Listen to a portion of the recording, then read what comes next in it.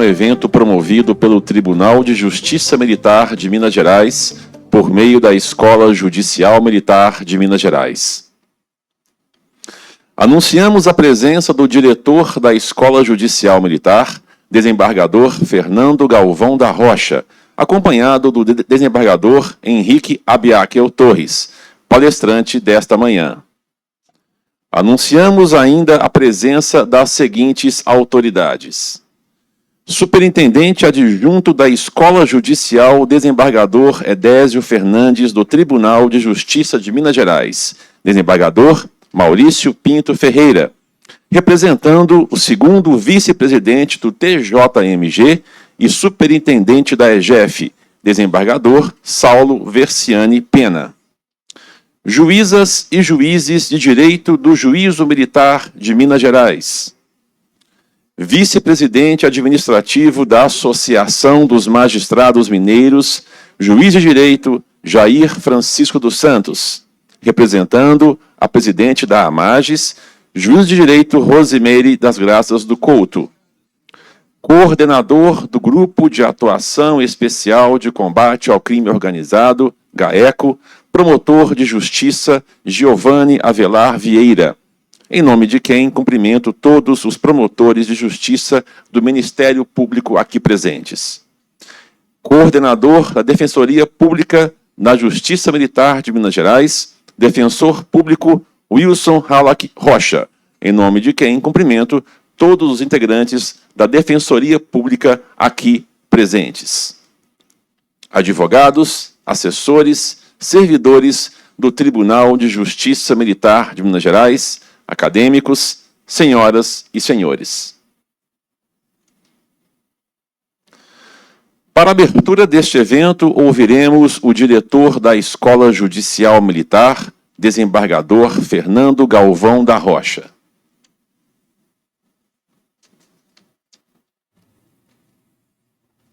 Bom dia a todos.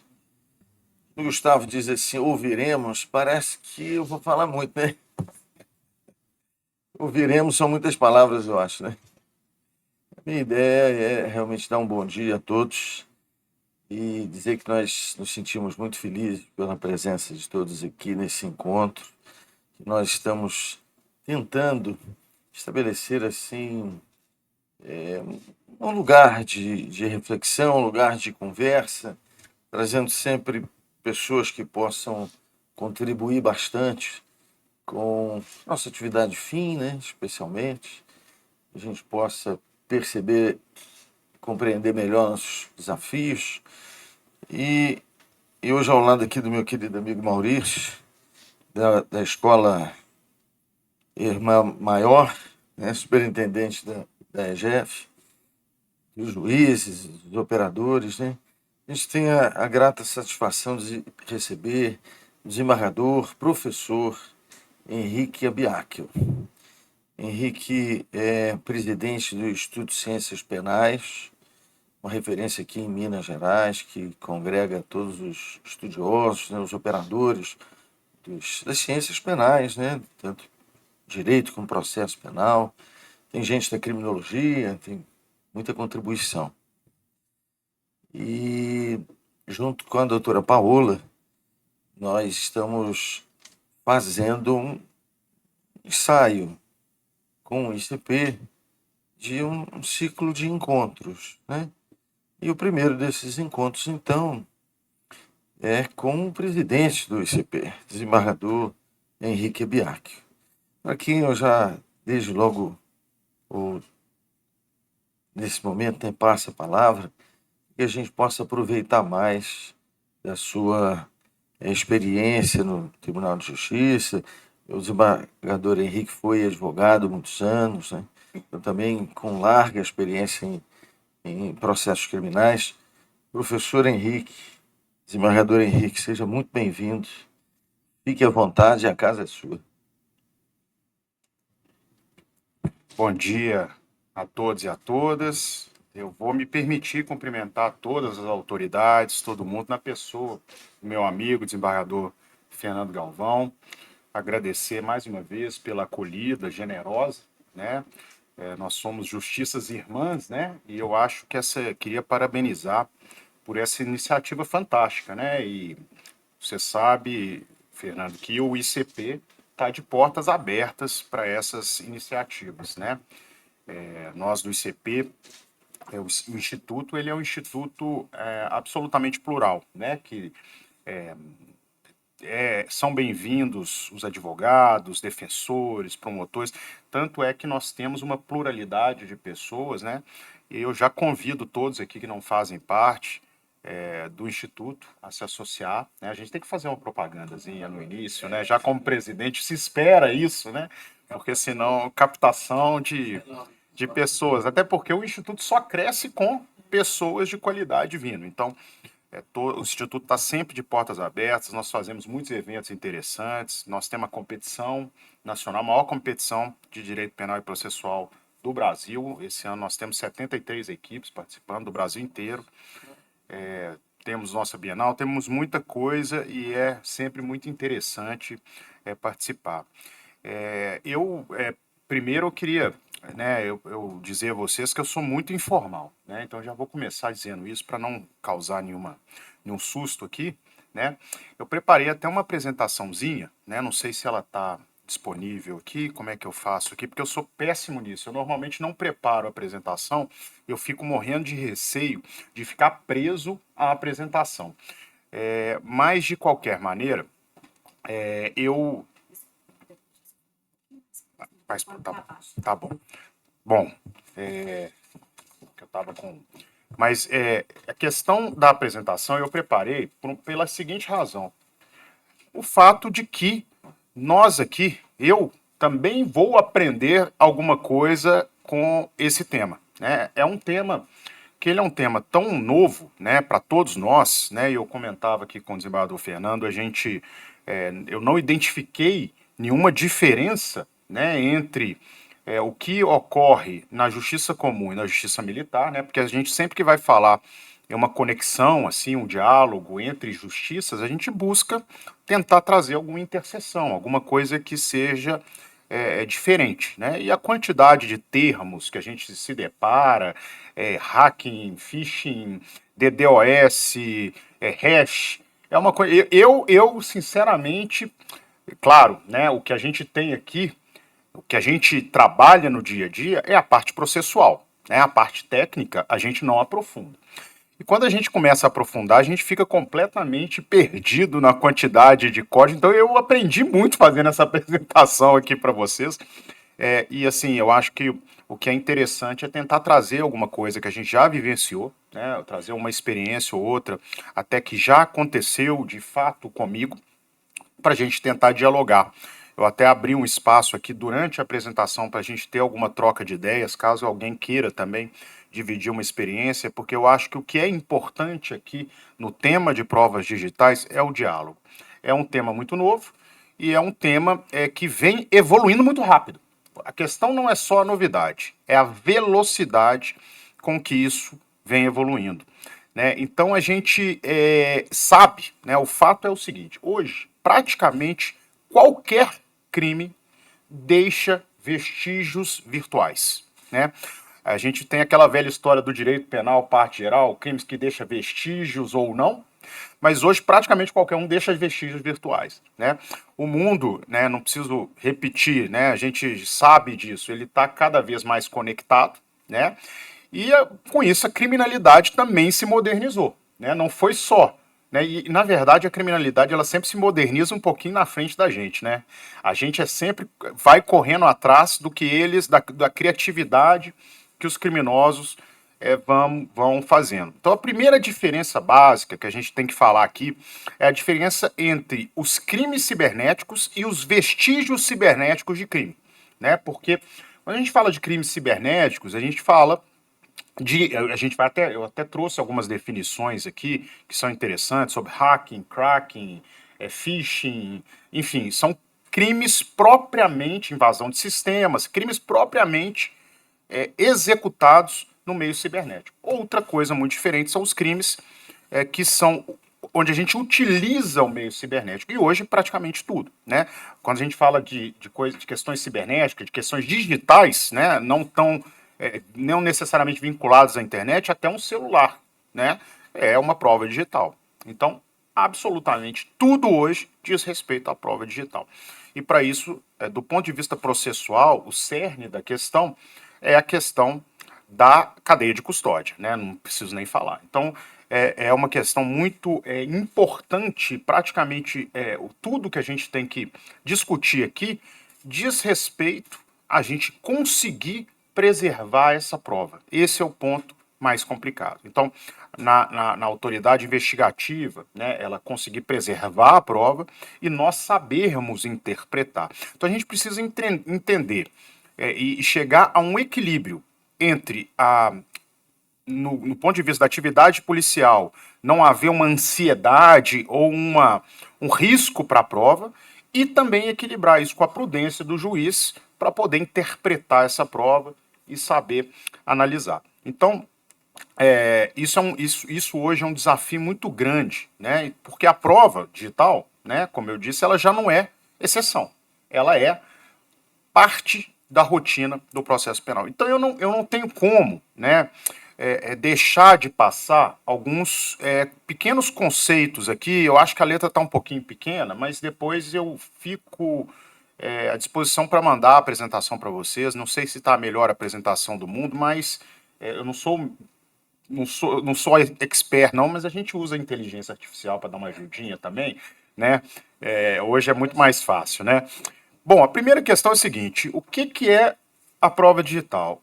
A prova digital é absolutamente qualquer dado em formato eletrônico que pode servir como evidência em uma investigação ou processo penal. Então vejam, qualquer dado em formato eletrônico. E hoje nós vivemos uma sociedade onde praticamente tudo está em formato eletrônico. A gente não tem mais papel. Estou aqui com o notebook.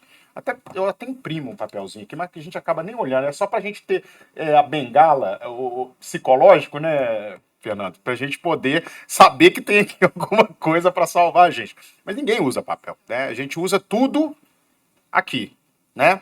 Isso tem gente que não tem nem notebook mais, né? É tudo no celular. Então, praticamente tudo nosso hoje está em meio eletrônico.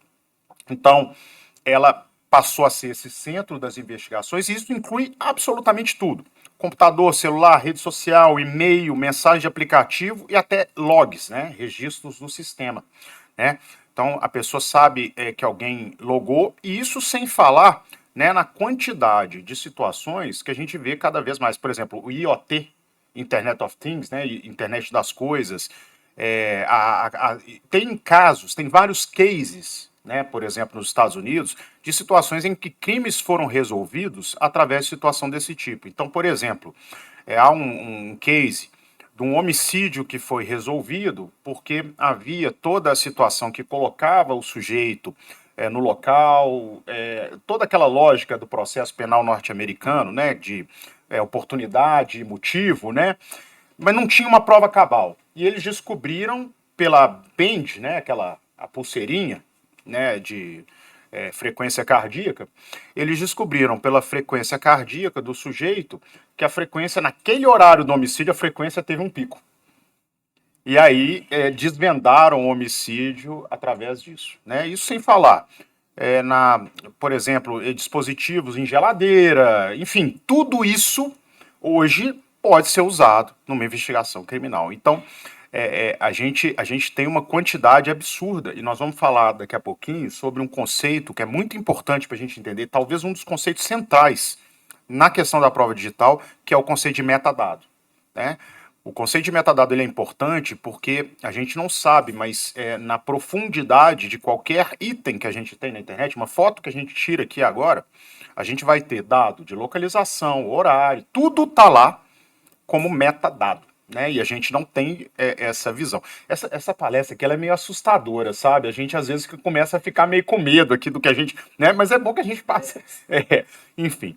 Bom, então a gente tem, né? Então eu já falei aqui do conceito, tá vendo? Eu fico meio perdido no coisa, então eu não vou me prender muito na apresentação, não vou fluindo aqui, tá? Mas, enfim, a gente tem basicamente uma quantidade absurda que a gente pode utilizar, né? Daqui a pouco a gente vê, por exemplo, os carros cada vez mais conectados, né, gente? Então, tem carro hoje que já tem um sistema nativo operacional vinculado ao Google, né? Então a gente consegue rastrear um veículo. Imagina, essa prova ela tem uma complexidade muito maior. E aí a questão das características da prova, e isso é também extremamente importante. Por quê?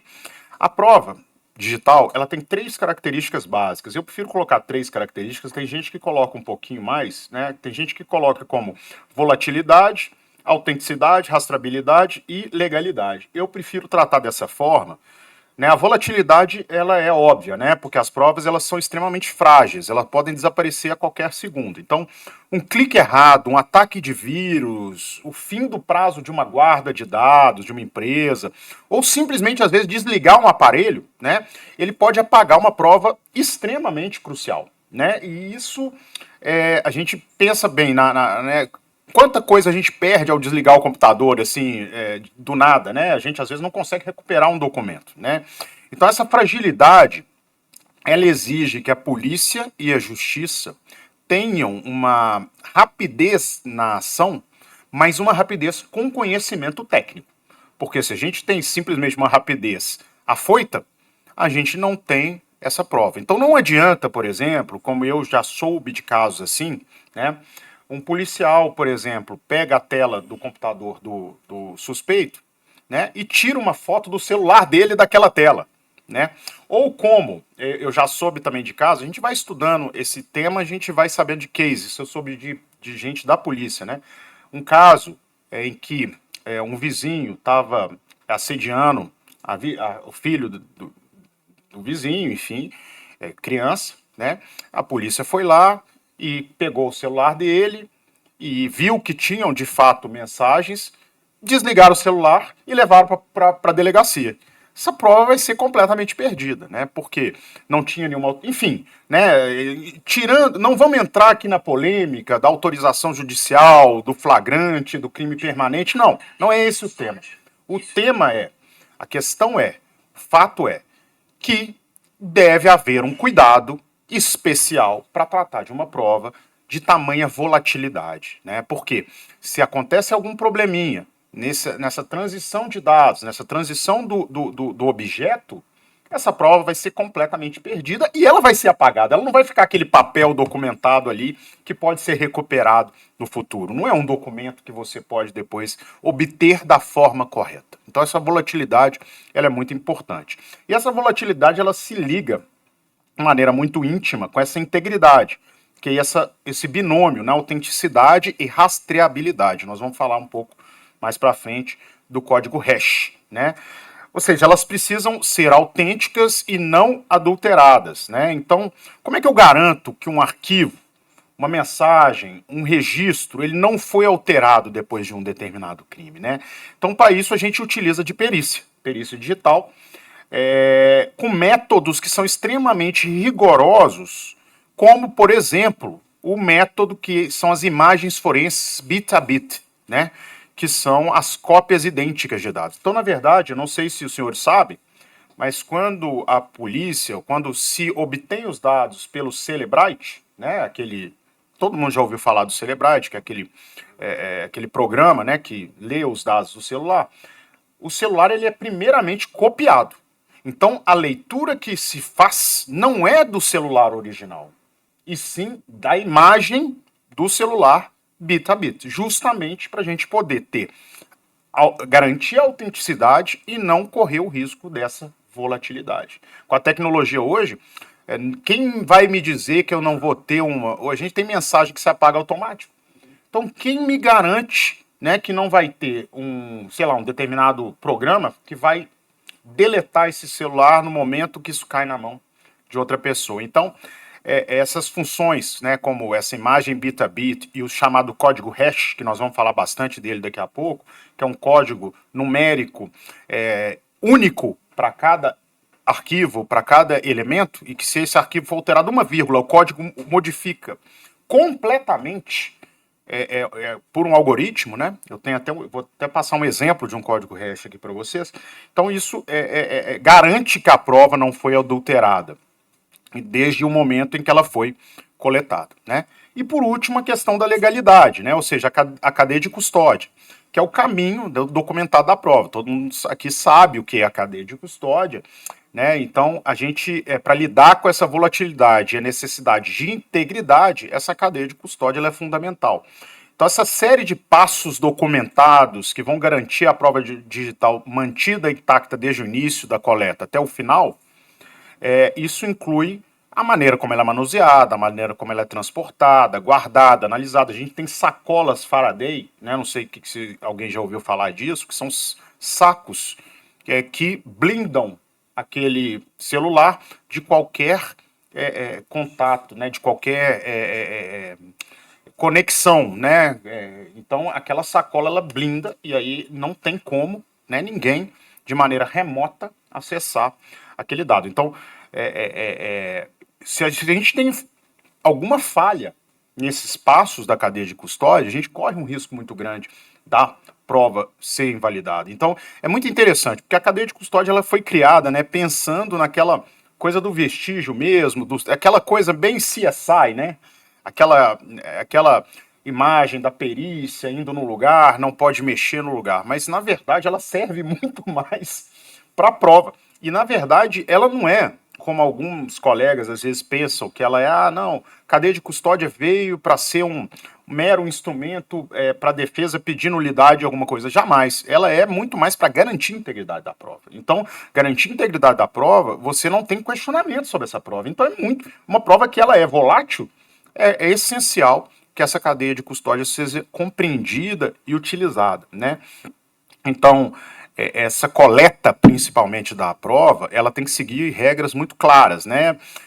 Apreensão de aparelhos eletrônicos, né? Computador, celular, interceptação de comunicação, também tem que seguir a cadeia de custódia, com autorização judicial, WhatsApp, e-mail, e quebra de sigilo de dados também, né? Então, a gente tem ali também outros normas, né, como Marco Civil da Internet, Lei Geral de Proteção de Dados, que também nos ajudam a saber, né, um pouco sobre essa forma de manuseio das informações.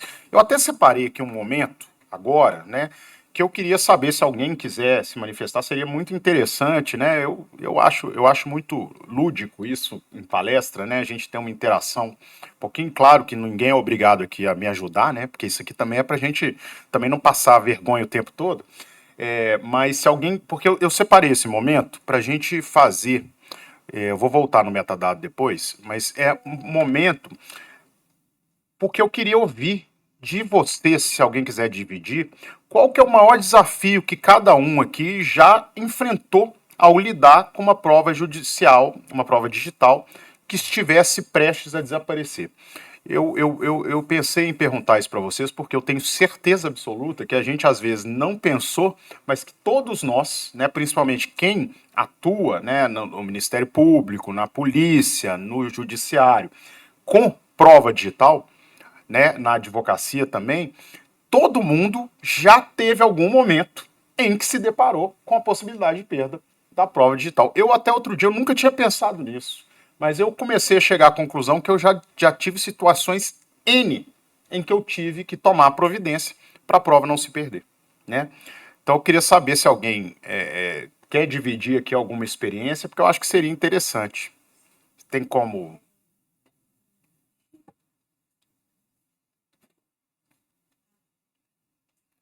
Eu sou folgado aqui, eu tomo a frente do negócio, viu, presidente? O senhor está presidindo a mesa, mas vocês me desculpem, mas...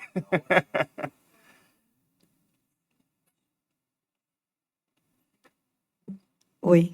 Bom dia, desembargador Fernando Galvão, desembargador Henrique Abiac, a quem eu cumprimento os demais. Já peço desculpas pela voz, né, pela ausência da voz. Meu nome é Flávia Armani, eu sou perito criminal da Polícia Civil, e eu estou aqui delirando com a sua fala, porque tudo que o senhor está falando é extremamente importante e verdade. E eu sou gerente do núcleo de qualidade da perícia e fui um dos gerentes da iniciativa estratégica da cadeia de custódia na Polícia Civil. Então, a gente sente muita dificuldade com isso. A prova digital, até mesmo quando a gente estava discutindo o protocolo de cadeia de custódia, a prova digital ficou de lado, exatamente pela dificuldade de se estabelecer essa cadeia de custódia. Já coloco até à disposição, tá, desembargador do ICP, para a gente aproximar a perícia. A gente tem diversos protocolos, a gente tem um manual de cadeia de custódia. Então, assim, para aproximar, fazer projetos junto, isso muito interessa para a gente, né? Acho que para todos, né? Para a integridade da prova, que já foi falada. E a gente vê muito essa dificuldade. A gente tem vários protocolos, recomendações para diligências, para busca e apreensão, que são situações que, muitas vezes, o perito criminal da área, o especialista, ele não está. Então, a gente perde muita prova, realmente. A gente tem a orientação, olha, você vai colocar em modo avião, porque a pessoa ela pode fazer, né, um acesso remoto e apagar os dados. Realmente, a gente não tem nem na perícia uma gaiola de Faraday, né, esse saquinho para poder garantir. Então, até mesmo na hora da perícia, a gente tem esses riscos, porque a gente não tem aqui em Minas, né, esse artifício. Então, realmente, essa construção conjunta, a validade. Hoje em dia, qual que é a central de custódia dos vestígios digitais? A gente pergunta até da validade, porque o vestígio digital, os dispositivos hoje em dia, eles estão muito, cada vez mais com a capacidade maior. Então, se a gente tem um servidor próprio para fazer, até mesmo em redundância, para fazer vestígio, a custódia desse vestígio, a gente vai ter que ter infinitamente aumentando essa capacidade. Então, é válido a gente fazer um contrato com uma empresa privada, como a Google, e eu vou confessar que hoje em dia é o que a gente tem. Acho que os senhores já devem ter visto, às vezes nos laudos periciais vem um drive, né? Vocês têm acesso ao drive, que hoje em dia é um contrato com a Google. Então, essas discussões, o vestígio digital ele tem que ser construído, a cadeia de custódia de vestígio digital tem que ser construída. E eu acho que isso é realmente parceria. Então, assim, muito obrigada por trazer essa discussão, e eu estou à disposição para qualquer projeto que for construído. Era isso. Obrigado. É bom que a Paola, que é minha vice aqui, já está aqui. É bom que já tem...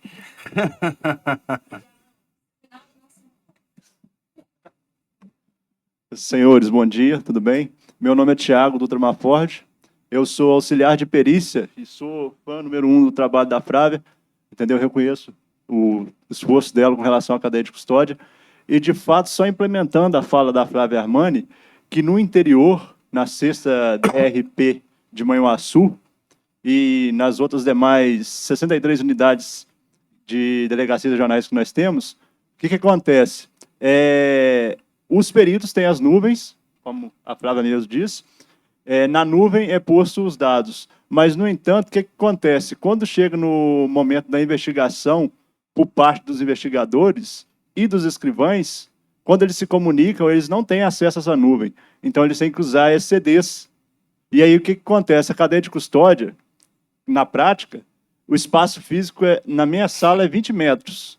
Para receber objetos de vestígio, essas coisas assim, os CDs acabam se desgastando com o tempo e se misturando aos outros materiais. Então, por favor, senhores, ajudem nós aí com relação a esse espaço físico aí. E obrigado pela oportunidade. Mais alguém quer dividir as experiências? Bem, bom dia, professor Fernando Galvão, os eminentes desembargadores, professor Henrique Abiaco. Eu sou o Bruno, juiz substituto da primeira auditoria. Só compartilhar brevemente a situação que ocorreu, acho que não tem um mês, justamente num caso, né, de medidas cautelares de busca e apreensão, que o arquivo era tão grande que era grande e incompatível com o nosso sistema EPROC. E a secretaria tinha dificuldade para converter, ou seja, para lançar no EPROC, teria que lançar a mão de um programa, um software para converter isso, e aí poderia modificar justamente o código hash, ter um problema no futuro, e ficava aquilo, tá, como é que vai disponibilizar isso? Porque se eu fizer, pode modificar o código. E aí eu falei, bom, na dúvida, vamos deixar o HD externo acautelado, não é, na secretaria, e aí, se virar processo, a parte pode ter acesso, tirar uma cópia integral do HD externo, né, e assim, penso, preservar a prova. Mas acho que é difícil fazer isso em todos os casos, porque a polícia não tem HD externo para todo mundo, né? E um HD externo é caro, então não dá para fazer isso em todos os casos. Essa talvez seja uma das colocações que eu até faria para o senhor. Nesses casos de prova, de grande volume, não é? Como armazenar? Às vezes tem a prática de, cada um armazena no Google aí, coloca na conta pessoal, cria um e-mail, né? E joga isso, né? De repente, o tribunal deveria ter uma conta própria para ter um arquivamento oficial, né? Não uma conta de e-mail pessoal. Às vezes a própria polícia eventualmente faz isso, né? Cria um e-mail no Gmail e não um e-mail corporativo, né? Então é isso que eu queria compartilhar.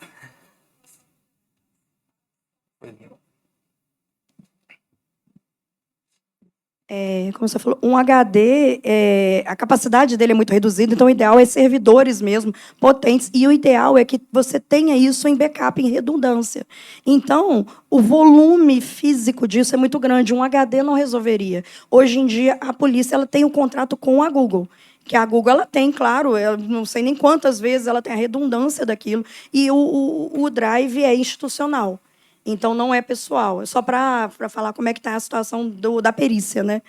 Da perícia oficial. Mais alguém quer dividir? Então eu vou voltar se ninguém mais quiser, porque senão vocês vão achar que eu sou preguiçoso e que eu estou delegando a palestra para vocês, né?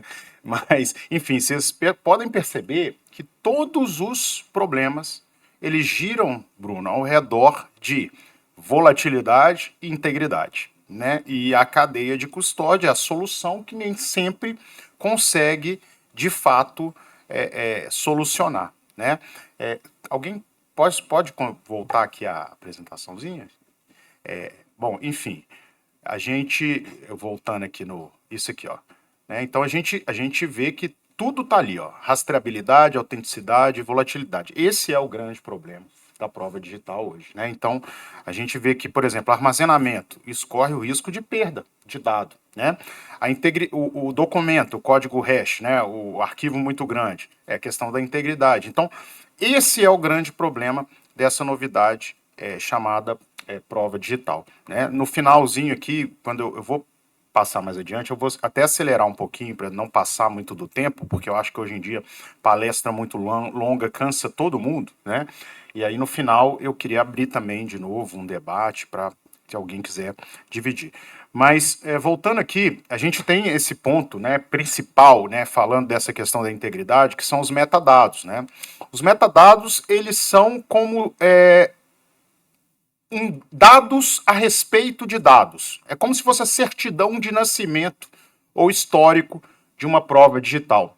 Então, eles são informações que descrevem, né? E aí, agora que a Flávia falou, eu estou me sentindo uma grande responsabilidade, porque ela sabe bastante sobre o tema, então. Mas, enfim, eu acho que é isso, né? Então, a gente vai ter informações de quando o arquivo foi criado, por quem foi criado, em que local, né? Então, isso é muito comum em fotos, né? Então, os metadados nas fotos, eles mostram a data, a hora, o modelo do celular e até a localização exata via GPS. Os e-mails, eles vão ter informações como endereço IP de quem enviou, por quais servidores a mensagem passou e as datas e horas. Os documentos, eles vão indicar quem criou, quem modificou o documento e quando foi criado e quando foi modificado. Então, são dados que falam sobre os dados, né? Então, a gente tem muito crucial que essa análise de metadados ela seja feita para demonstrar que essa prova é autêntica, que se ela foi alterada, qual foi o caminho que ela percorreu, né? Então, isso inclui, né? Isso é muito, muito importante, né? Então, a gente tem, né? Eu já falei um pouquinho disso, dessas regras, né? A necessidade de autorização judicial para busca e apreensão, na maioria das vezes, né? A interceptação de comunicações. E a questão aqui ela é importante, gente, porque todas essas regras, né, essa obtenção das provas digitais, elas têm que obedecer também aos ditames das garantias fundamentais, né? Então a gente tem que ter um equilíbrio aqui, por exemplo, do respeito à privacidade, né? Então a questão aqui ela é uma questão extremamente, muito mais difícil do que parece, porque até que ponto, por exemplo, obtenção de quem tirou uma determinada foto, isso está ferindo a privacidade. Então tudo isso é muito novo para a gente poder auferir a legitimidade da prova. No final do dia, a gente acaba utilizando a prova, mas eu acho que isso tem que estar sempre na cabeça nossa para poder definir, né, exatamente o que é. Né? E eu trouxe aqui, só para a gente separar bastante, né, eu falei isso no início, mas porque a gente fala muito em crime cibernético, né? E a gente tem crimes cibernéticos próprios e impróprios, né? Os próprios são os crimes que acontecem só no ambiente digital, né? Então, invasão de sistema, ransomware, né, que é aquele sequestro de dados, enquanto os impróprios são os crimes tradicionais cometidos com ferramentas digitais. Então, estelionato online, difamação em rede social, estupro virtual, enfim, todas essas questões que são crimes tradicionais utilizando as redes sociais, os meios digitais. E hoje, basicamente, a gente tem quase tudo utilizando de uma forma ou de outra os meios digitais. E a gente tem alguns conceitos que eu acho que são interessantes, eu já falei do conceito de código hash, mas, por exemplo, hacking, né, que é o acesso não autorizado a sistemas, que pode ser motivado tanto por curiosidade como de uma forma criminal. O cracking, né, que é o hacking utilizado de uma maneira criminosa. Phishing, que é a obtenção de aquelas e-mails e mensagens falsas para obter dados. O ransomware, que é o sequestro digital. Os arquivos vão ser criptografados e só liberados mediante o pagamento. O DDoS, que é o ataque de negação de serviço, que é a sobrecarga intencional em determinado site para derrubar aquele site. Eu acho muito interessante, eu não vou entrar nisso não, mas eu gosto sempre de citar, porque a minha área mesmo, eu estou um pouquinho afastado do processo penal. O processo penal a gente acaba vendo na prática, mas para estudar eu sou mais da área de política criminal e criminologia, e eu acho muito interessante porque é o seguinte, né? A gente sempre tem as teorias criminológicas para poder explicar o fenômeno criminal.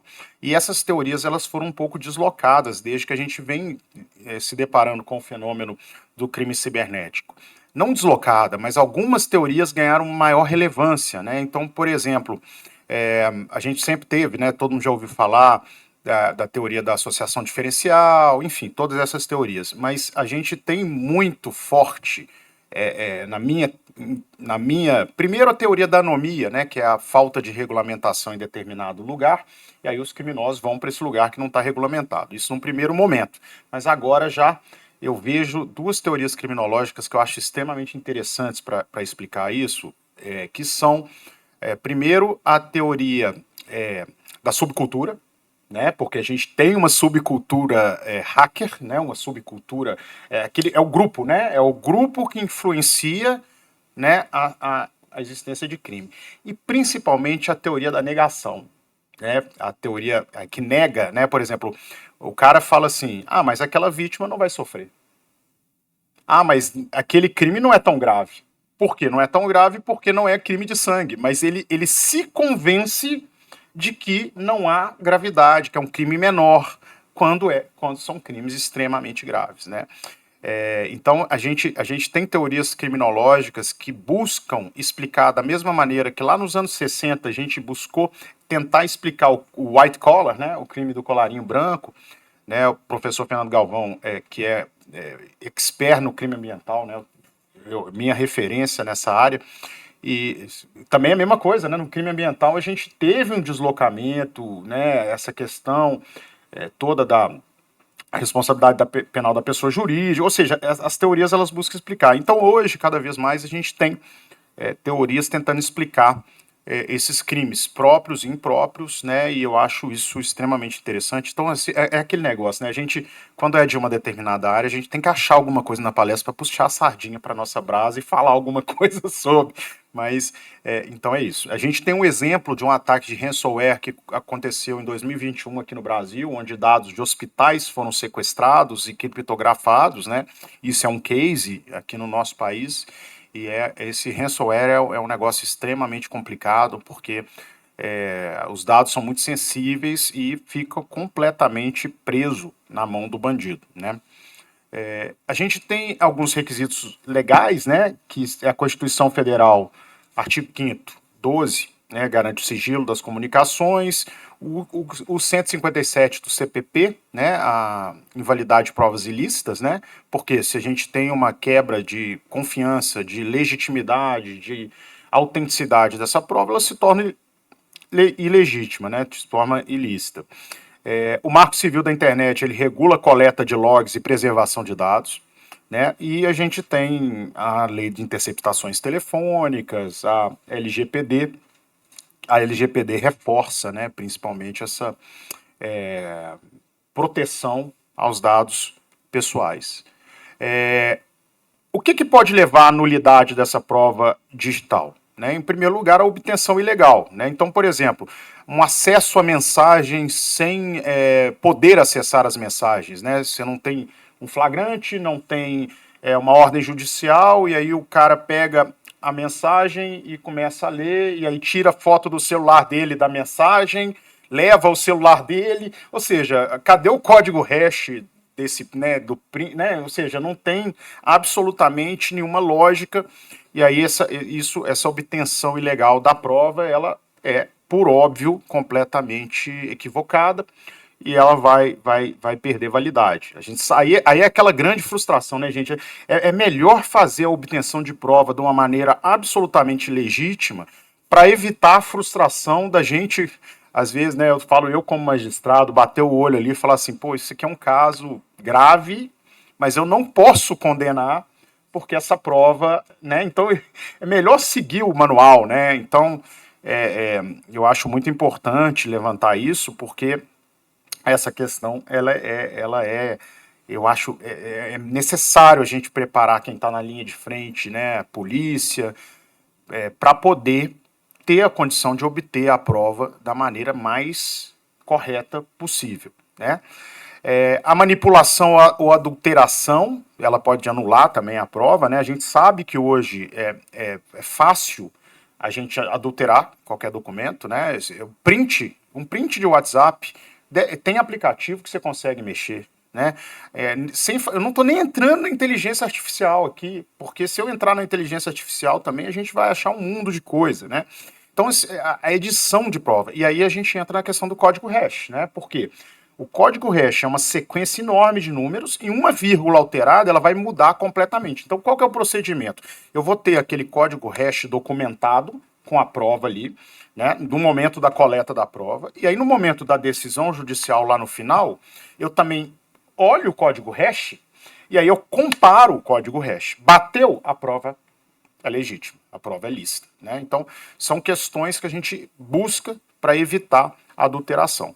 E a quebra da cadeia de custódia, né? Ou seja, a ausência de um registro de como ela foi coletada, como ela foi manuseada. É claro que há uma curva de aprendizado sobre a cadeia de custódia, há uma necessidade de considerar a estrutura, né? Então, é claro que a gente não está vivendo num filme de CSI americano, em que todo mundo anda com uma gaiola Faraday e todo mundo tem todos os né, isso é impensável, mas claro que a gente vai tentar preservar ao máximo a legitimidade dessa prova, né? Então esse registro da cadeia de custódia é extremamente importante, né? A gente tem, então esses desafios que a gente tem, né, eles estão na coleta e preservação da prova, né? A gente tem várias armadilhas técnicas, né? Prints de tela sem autenticação, né? Como eu acabei de falar. O policial que às vezes pega o aparelho desligado e liga, né? A senha, o cara pede a senha, me dá a sua senha. Ou então chega na cara dele aqui, ó, abre o celular aqui, manuseia os dados ali sem nenhum preparo e sem nenhuma análise, né? Então, assim, aí depois a gente tem, além dessas armadilhas técnicas, a gente tem a validação de integridade, né, que é o uso do hash, né? Então, assim, é o que eu falei aqui no início, a pressa do policial e a cautela do juiz, a pressa do policial, eu não estou falando do ponto de vista de forma nenhuma ruim, mas é porque é natural que exista uma pressa pela linha de frente que ele está, mas a gente tem que achar um equilíbrio entre a pressa do policial e a cautela do juiz. Eles precisam se encontrar e eles se encontram justamente na perícia, né? Que é o momento essencial aqui para a gente resolver essa questão, né? Eu tive um caso, por exemplo, para vocês verem como é que existe uma quantidade enorme de armadilhas, né, nisso aqui. Eu faço parte lá no tribunal do Conselho da Magistratura. A gente julga as correições parciais. Então, eu recebi uma correição parcial uma vez do Ministério Público que estava questionando, né, o advogado fez um pedido, houve de maneira correta, né, houve a apreensão do celular, era um caso de homicídio, apreensão do celular da moça que estava imputada no crime. E parece que tinham conversas dela, né, isso tudo de maneira coletada, até ali tudo bem, a cópia existia, mas vejam, existe a imagem bit a bit, que foi analisada pela polícia, o Cellebrite retirou aquelas informações da imagem, perfeito? E aí havia um pedido do advogado para manusear o celular. E aí o Ministério Público, na minha opinião, até de maneira correta, né, esse caso eu até concedi, ele pediu justamente para haver um cuidado nesse manuseio. Porque quem me garante que o advogado quer simplesmente pegar o celular e usar como instrumento de retórica? Ou ele vai ligar esse celular e exibir mensagens para os jurados. E será que ele vai alterar essas mensagens ou não? Como é que eu vou saber? Então, no mínimo, tem que haver uma presença física do juiz ali ao lado, né, para saber se essas mensagens foram alteradas ou não. E aí, como é que o jurado também, ao dar o veredito, ele vai analisar o código hash? Então, gente, olha como é que a questão ela é extremamente complicada. E aí a gente tem também que pensar que, na verdade, a prova ela não é essa. Ela é a imagem bit a bit que foi colhida. E aí também, ao mesmo tempo, eu não posso cercear a defesa da imputada. Por quê? Se há um instrumento de retórica, a gente sabe, é livre convencimento íntimo. Então, vejam como é que a situação ela é extremamente complicada. E a gente fala que, não, basta proteger a integridade da prova, basta respeitar a cadeia de custódia. Não é só isso. Ou seja, os problemas, por isso que eu quis abrir aquela conversa aqui no início, e acho que é interessante a gente ter um espaço, se tiver tempo, para discutir ao final, porque as situações elas são ricas e elas vão se colocando, né, e vão nos colocando à prova, né? Então, essa questão é muito, muito interessante, né? Então, aqui é a importância da cadeia de custódia, né? Já falei bastante disso, porque ela é a base da prova digital. A gente tem uma necessidade de evitar armadilha técnica, né, nessa situação. Um dos pontos mais críticos, na minha opinião, da cadeia de custódia é a coleta e a preservação inicial, né? A gente não pode fazer o que a gente chama de devassa de dados, né? Ou seja, o policial chega lá, prendeu o traficante, aí já pega aqui, já analisa o aparelho de forma manual para ver se tem mensagem dele traficando, para ver se é flagrante ou não. Então, a gente não pode usar simplesmente um print sem autorização, enfim, a gente tem que ter um cuidado para a gente evitar o que a gente chama de armadilha técnica, né? Ou seja, a prova ela tem que ser manipulada de maneira correta, né? E aí a gente tem várias ferramentas para isso, né? Então, aqui eu coloquei os 10 passos da cadeia de custódia, né? O reconhecimento, né, que é o primeiro passo, identificar o que é importante, isolamento, evitar que o aparelho, por exemplo, seja alterado, a fixação, que é descrever o que foi encontrado, fotos, vídeos, desenhos, ou seja, o cara tirar uma foto, por exemplo, do aparelho desligado para ver exatamente como que ele está fisicamente, a coleta, acondicionamento, o transporte, o recebimento, o processamento, armazenamento e descarte, né? Então, esses são os 10 passos da cadeia de custódia. Eu vou acelerar aqui um pouquinho para a gente ter um pouco de tempo para discutir, tá? Então, essa coleta é extremamente importante, eu falei disso né, logo agora, né, então a gente tem várias ferramentas, né, que são interessantes, né, por exemplo, né, tá ali o FTK Imager, né, que cria as cópias idênticas, né, as imagens bit a bit dos discos rígidos, pendrives e até memória RAM. Autopsy, que é o programa de análise que ajuda a examinar as imagens forenses, né, recuperar arquivo deletado. Celebrite, Oxygen, Magneto, ou seja, são softwares que são ferramentas para extrair e analisar os dados de celular, de tablet, que conseguem acessar os dados dos aplicativos, histórico de localização, ou seja, todos os metadados possíveis para poder ter essa situação, né?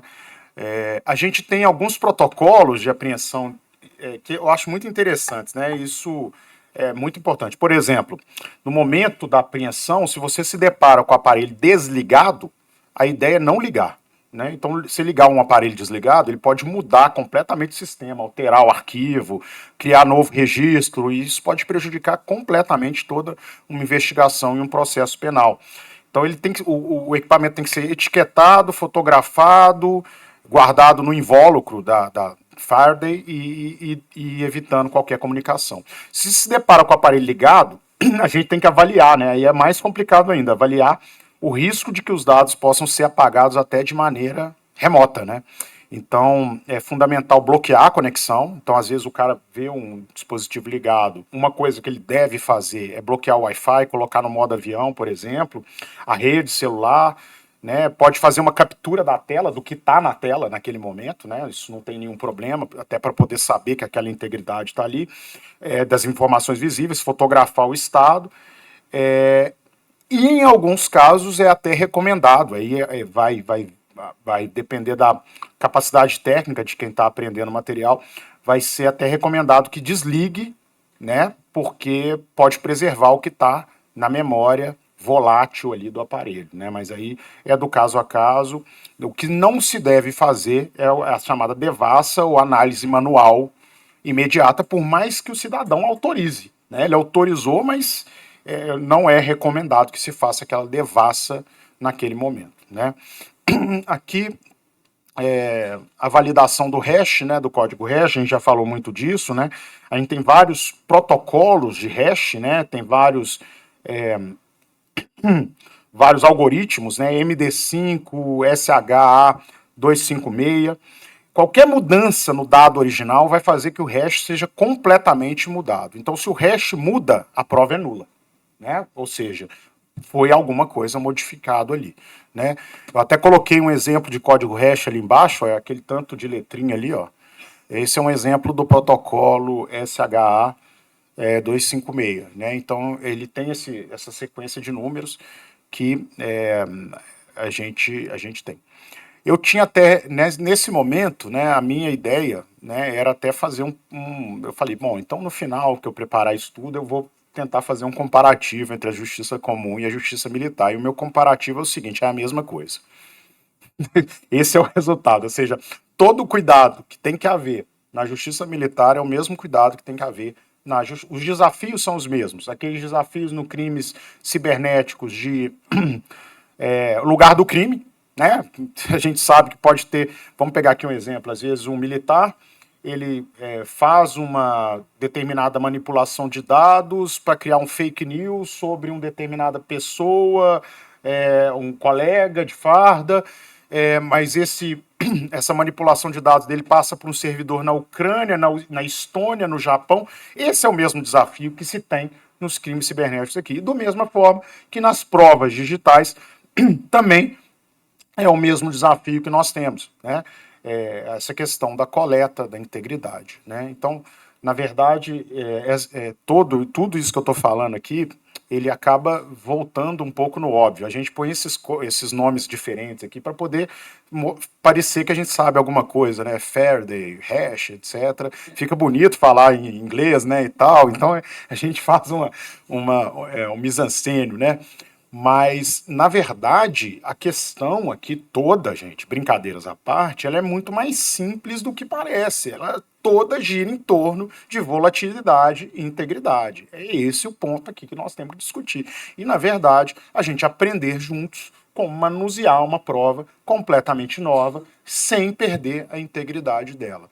E aí a gente tem diversos desafios com as novas tecnologias, né? A ideia dos deepfakes, eu assisti uma série, ela não está mais disponível, mas se ela aparecer de novo, eu recomendo demais, eu achei essa série fantástica, que ela chama The Capture, é uma série inglesa, em que há um deepfake de um crime, e a pessoa, o cara é imputado por esse crime, e ele é um negócio interessante, porque ele não praticou o crime, e ele passa a série inteira tentando usar uma câmera de trânsito, essas câmeras de rua, como se ele tivesse praticado o crime, e é o sistema de justiça inglesa, essa série inglesa, lidando com essa prova em deepfake. Essa série eu achei fantástica.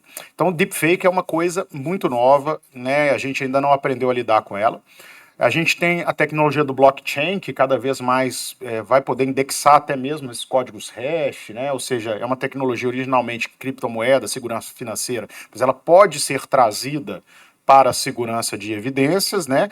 E a inteligência artificial, né? Que é um mundo à parte, que não dá nem para a gente entrar nisso. Então a gente tem desafios até de política criminal que a gente vai ter pela frente, Big Data, enfim, e a gente precisa, para isso, né, ter uma atenção para atualização legal, né, ainda que nosso Congresso não seja tão... A gente até entende até certo ponto a demora do Congresso, porque a gente tem um país de dimensão continental em que ter consenso entre o país inteiro é mais difícil, mas também a gente não pode esbarrar numa ineficiência, uma trava completa, e também a gente precisa de uma cooperação internacional, interinstitucional, isso aqui que nós estamos fazendo, né, entre instituições, a Polícia Civil, todas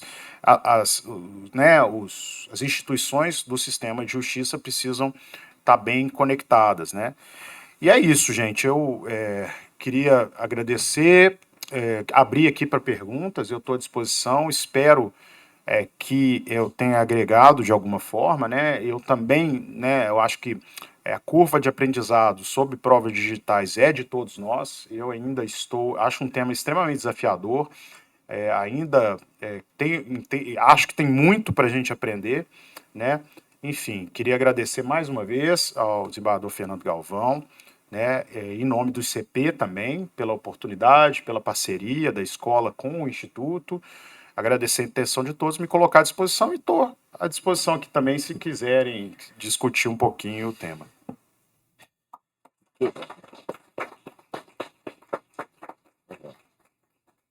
Professor Henrique, esse é um tema que é perceptível de uma complexidade assustadora, né? Nós estamos, como o senhor disse, aprendendo a lidar e a resolver problemas novos, né? Problemas que são diferentes do tradicional. Eu confesso que, talvez mais velho, né, lembre de lições antigas que eu fico pensando se estariam hoje ultrapassadas ou não. E quando eu vejo muito foco nessa perspectiva da cadeia de custódia, e aí me chamou muita atenção agora o senhor dizer assim, a prova é nula. Eu me lembro de um autor que era muito citado, e depois eu consegui também livro dele, Pelada Pellegrini Grinover, uma professora antiga, acho que são os mais antigos que vão lembrar dela. Então, o Pietro Nuvoloni fazia uma distinção acolhida pela Ada Pellegrini entre provas ilícitas e provas ilegítimas. E parece que o tema de cadeia de custódia está todo na caixinha das provas ilícitas, e eu penso que não é bem assim. Ou na minha opinião, pedindo todo o respeito a quem pensa de maneira diferente, não é bem assim. Uma prova ilícita, a Constituição diz que não é aceita no processo na medida em que há violação de direito material, ou seja, violação de direito fundamental de alguém. E quando a gente fala dessas provas, aí é realmente tenso, porque nós temos ali a privacidade, digamos assim, sempre na sombra, né? Até que ponto é possível a investigação sem um mandato judicial? Até que ponto se adentra uma esfera de privacidade, ou a partir de qual ponto se adentra uma esfera de privacidade, e aí é necessário uma ordem judicial. Porque, vejam, é possível adentrar a esfera de privacidade, só que aí eu preciso da ordem judicial. E as provas ilegítimas não trazem essa consequência da nulidade, né?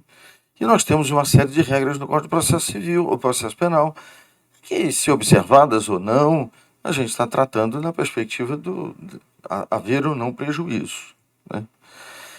E as questões que envolvem essas primeiro, coletas, né? Eu já tenho uma preocupação muito grande com a coleta no ambiente virtual.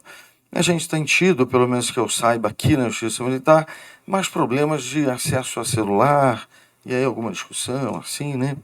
Mas também há alguns anos atrás, e eu acho que essa noção ainda é válida, quando eu comecei a estudar sobre o tema, eu comecei a perceber as camadas, profundidade da internet. Então a gente trabalha muito nessa primeira camada, quer dizer, no que eles chamam de surface, né? O que está indexado, o que eu procuro no Google e eu acho, né?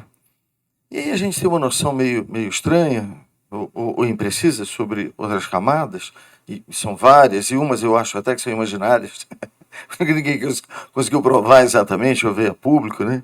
Então, Marianas Web, parece que é meio do imaginário, mas uma das primeiras confusões que eu fiz era perceber que a tal Deep Web, ou seja, uma camada profunda, uma logo abaixo, seria uma camada onde se realizariam muitos crimes, e camada típica para crimes e tal. Depois eu percebi que não é bem assim. É possível que tenham crimes, mas que exista informações completamente lícitas e que buscam essa camada para fins de privacidade. Então, a Deep Web é uma camada em que os dados não são indexados. Por exemplo, os dados que eu armazeno em conversas minhas contigo no e-mail não é indexado. Se procurar no Google, não vai achar. Essa conversa e nós conversamos muito esse final de semana, é conversa que o Fernando teve por WhatsApp com o desembargador Henrique. Isso é Deep Web. Isso não tem problema nenhum, nós não combinamos crime, nós não fizemos nada de errado. E aí, a gente fala muito na tal da Dark Web, que seria a camada mais profunda. Bem, a Dark Web é um espaço público-privado? Que lugar é esse, a Dark Web? Então, eu preciso de mandado judicial para pegar um dado que está armazenado na Dark Web? E eu não vi ninguém discutir isso. E eu não sei. Eu não sei. Eu não sei. O próprio Código de Processo Penal não fala nada sobre isso. Quando a gente pensa também, aqui voltando um pouquinho, quando a gente pensa também em provas ilícitas, a gente tem que lembrar que existem excludentes de ilicitudes, né? Então, se eu estou sofrendo uma ação do Estado que, na verdade, não é adequada, está baseada em prova, sei lá, que não é verdadeira, e eu estou me defendendo, eu réu, eu posso encontrar um excludente de ilicitude, essa prova ser lícita para fins do processo. Essa questão não é simples, não é nada simples, né? Eu queria trocar, né? Assim, se já teve o senhor alguma experiência com Dark Web, se seria necessário, e qual é o entendimento, se esse é um espaço público ou privado, e me parece que o espaço, se for considerado público, eu não precisaria, porque eu não estou em esfera de privacidade de ninguém, né? E que o senhor fizesse alguma reflexão, quer dizer, continuando esse debate, né, essa troca, sobre regras da cadeia de custódia gerarem uma prova ilícita ou ilegítima. Eu vi uma discussão no processo aqui que dá até tristeza pela convicção que alguns defendem o ponto de vista e outros se intimidam por essa defesa enfática. Então diz assim, não tinha etiqueta. Não tinha etiqueta. Então pegou um esparadrapo, colou lá. Não, não é etiqueta, é um esparadrapo. A prova é nula? Forçou a barra, né? Me parece data máxima vênia. Qual é a opinião do senhor? O que o senhor entende sobre acesso à dark web e as provas ilegítimas que estão nesse contexto de preservação? Então, eu não posso dizer que tudo desculpa, de novo, minha interpretação. Eu não posso ter a presunção de que a prova não é íntegra. Só porque eu troquei uma etiqueta por um esparadrapo e eu escrevi no esparadrapo, não escrevi na etiqueta. Né? Mas essa presunção de falta de integridade da prova é uma presunção também contra o Estado, uma presunção que precisa se amparar. Um indício que precisa se amparar em algum outro elemento. O que o senhor acha sobre isso? Pensa sobre isso? Acha? Que eu acho que não tem nenhum procurador, né? Ninguém procurando nada, né? O que o senhor pensa sobre isso? Bom, sobre a Dark Web, eu não faço a menor ideia. Como você. Bom, não, a gente sabe que existe, né? A gente sabe que existe, é um ambiente, é mais ou menos assim, eu acho que é mais ou menos, a gente pode pensar, enfim, é como uma zona de guerra. É como uma zona de guerra. Vamos assim, fazendo uma comparação muito mal feita que eu estou fazendo agora, mas ao mesmo tempo, nessa zona de guerra, há casas, né? Então, assim, tem pessoas, eventualmente, na Deep Web, que estão ali navegando e não praticando crimes. Eu não sei dizer se na Dark Web a gente poderia supor que todo mundo que transita por lá pode ter caído um cara lá que não estava querendo ir para Dark Web. Não sei, viu, gente? Porque, sinceramente, não sei nem como é que entrar. Mas eu sei que existe, são camadas, né? Então eu acho que é o seguinte, não tem como a gente afirmar, eu acho que essa questão de ser um ambiente público ou privado é uma coisa muito dúbia ainda sobre a internet, né? É aquela discussão, e isso é uma discussão que entra muito aqui, há quem diga que a internet deve ser continuar completamente desregulada, e há quem diga que tem que regular. Ela é um ambiente, por natureza, desregulado. Até que ponto nós podemos regular? Então, assim, eu acho que é uma discussão interessantíssima. E eu entendo que é o seguinte, que em qualquer ambiente da internet, seja dark, deep ou surface, né? É surface que eles falam que é a camada que a gente, né, que a gente conhece, o dado que está por aí, ele é disponível. A questão é o dado que tem criptografia, que é pertencente a alguém. Mas eu acho que isso, professor Fernando, é um caminho muito longo ainda para a gente percorrer. Quando eu brinco aqui que eu não sei, que eu também não sei, é porque é verdade. Eu acho que são muitas coisas que a gente precisa. Não é fugindo da pergunta, não, mas eu acho que são coisas que a gente precisa refletir juntos. Toda a sociedade como um todo, porque é muita questão ainda que não é questão nem de regular ou não, mas de compreender. Né? Então eu não tenho uma resposta para dar, não sei se eu tenho uma opinião formada, mas realmente a gente tem que pensar a respeito. Sobre a questão da legitimidade, eu concordo totalmente com o senhor, eu acho que é o seguinte, né? Toda a discussão sobre essa questão da ilicitude da prova, da ilegitimidade, ela gira em torno do prejuízo. Né? E se nós vamos presumir o prejuízo ou não. A prova é ilícita se ela há prejuízo, mesmo que seja um prejuízo presumido, porque às vezes o prejuízo pode de fato ser presumido. Né? Nós temos situações N em que a prova é ilícita, sem ser prova digital, em que a gente presume o prejuízo. E em relação à cadeia de custódia, isso também ainda é novo.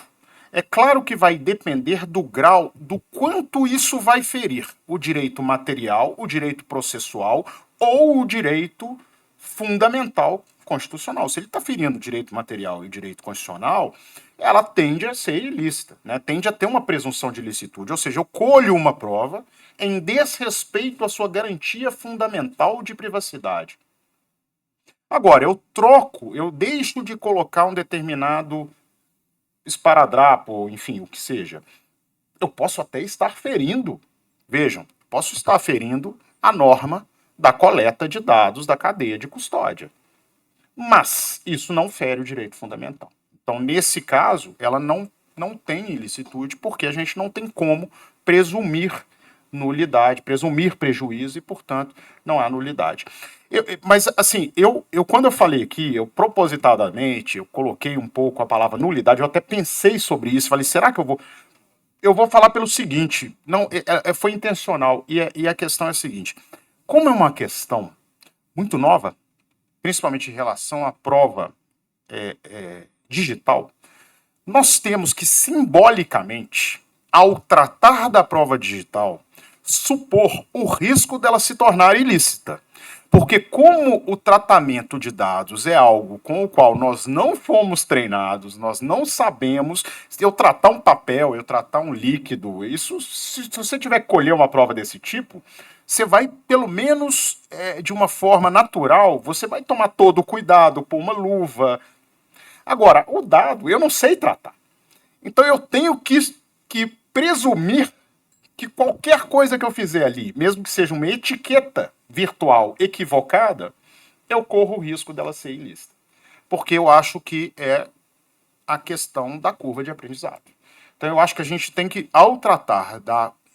Não significa que nós necessariamente vamos entender que aquela prova é ilícita. E aí vai depender do caso a caso.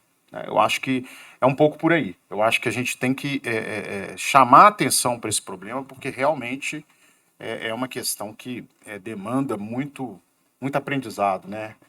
Então eu acho, não sei se eu soube responder, mas é por aí. Na verdade, a minha interpretação é que quando um tema novo é posto na mesa, a gente começa então a explorar as suas possibilidades, né? E cada um acaba tendo uma certa influência, né? Eu não vou dizer que seja determinante, mas, assim, eu vim do Ministério Público, o senhor veio da advocacia, e por isso que eu quis até fazer essa percepção, e aí eu diria assim, será que eu tendo a entender a Dark Web como espaço público, que eu vim do Ministério Público, será que o senhor que veio da advocacia entenderia que era privado? Porque, claro, parece que é uma coisa sem consequência, mas na medida que se entender que ele é público, abriu uma possibilidade imensa de coleta sem toda essa discussão, de passar para o judiciário, etc. E quando a gente começa a discutir nessa curva de aprendizado que você falou, eu sinto que existem os exageros mesmo, né? Existem os exageros. Então, hoje eu vejo promotor falando mais, o que eu acho que é bom. Porque se só tem um lado falando, e falando com convicção, convicção, não sei o quê, aquilo pode parecer uma verdade. E alguém tem que dizer assim, mas peraí, calma, tem um outro lado aqui também, tem outro interesse a ser protegido também. E a dificuldade do Estado democrático é que são... Claro, a premissa é a pluralidade, é a complexidade dos interesses ali em jogo, né? Então, encontrar esse ponto de equilíbrio. Mas quando uma voz tem mais espaço, aquilo pode realmente acabar contribuindo para determinado entendimento se tornar prevalente. Acho que nesse primeiro momento, a gente tem essa certa disputa mesmo, né? Cada um que põe a sua opinião, e aí as decisões vão acontecendo, e a gente vai amadurecendo. Mas é muito desafiador. Será que alguém gostaria? Letícia? Ô, Maurício, desculpa, eu estou aqui de costas para você, nem devia estar, né? Não, que isso. Você me perdoa? Bom dia, boa tarde a todos aí. Bom dia a todos e a todas. eu me sinto até em dificuldade de fazer pergunta, primeiro porque o professor desembargador Henrique é meu revisor, acompanha a minha Câmara, então fico até com dificuldades de perguntar e antecipar, e antecipar pensamentos, né? Porque depois da hora dele fazer a revisão. Mas o professor Fernando bem disse aqui, o desembargador Henrique veio da advocacia, o desembargador Fernando veio do Ministério Público, e eu posso me considerar que vim da magistratura, porque já estou na magistratura há 35 anos, então acho que há uma tríplice partida aqui, né? Tríplice pensamento. Eu penso que nós, todos os integrantes, não. Recentemente até houve uma crítica que um juiz, um desembargador, disse que pertencia a um sistema de justiça e a advocacia o criticou por isso. Na verdade, acho que nós todos pertencemos a um sistema de segurança pública onde tudo termina no judiciário. E vejo que a lei do pacote anticrime, que na verdade não é tão recente, é de 2019, mas por conta de liminares ela ficou suspensa e de alguns anos para cá ela vem sendo aplicada, agora já suspensa liminar. Inclusive trago hoje ao conhecimento de todos que o Tribunal de Justiça criou a primeira e a segunda vara de custódia, aliás, de custódia não, de juízo das garantias, né? Criou hoje a primeira e a segunda vara, através da portaria 1108. Acho que isso vai fazer uma grande mudança, não talvez para nós do judiciário, mas para vocês, promotores, policiais, civis, militares, advogados. Isso vai fazer uma grande mudança, porque teremos a partir de agora, então, juízes que terão que pensar apenas na colheita de prova, o que não era muito bem da nossa época, né? O nosso sistema de responsabilidade penal também ainda é um sistema inquisitivo, onde também a defesa, muitas das vezes, não tem, principalmente nessa parte digital, por conta de decretos de sigilos e continuidade e tal, muitas das vezes a defesa não tem também acesso a essas informações. A Dark Web, na verdade, me parece que é uma rede de internet onde nós não temos acesso por buscadores comuns, né? Temos que ter programas específicos para que se busque naquela rede de internet, vamos pôr assim, escondida, né? O que nos interessa. E isso está sendo muito utilizado pelos grandes criminosos, pelos grandes traficantes, né? Acho que vivemos uma situação onde a magistratura parece que caminha, e aqui queria ouvir a opinião, lógico, do desembargador Henrique, que recentemente veio, que há pouco tempo, né, vamos dizer assim, há alguns anos, era da advocacia e hoje é magistrado.